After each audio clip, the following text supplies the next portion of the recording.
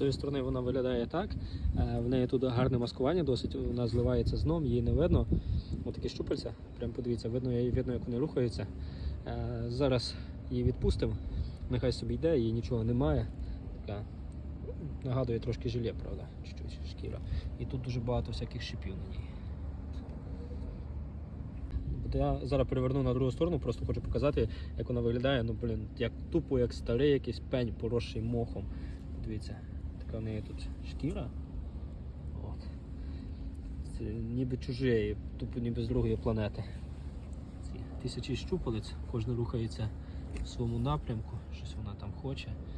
Вже трошки закрилася, стала менша, але насправді дуже здорово. Коли тільки витягнула з води, то прям тут така здоровенна штука була. Зараз хочу перевернути, показати, як вона виглядає з другої сторони.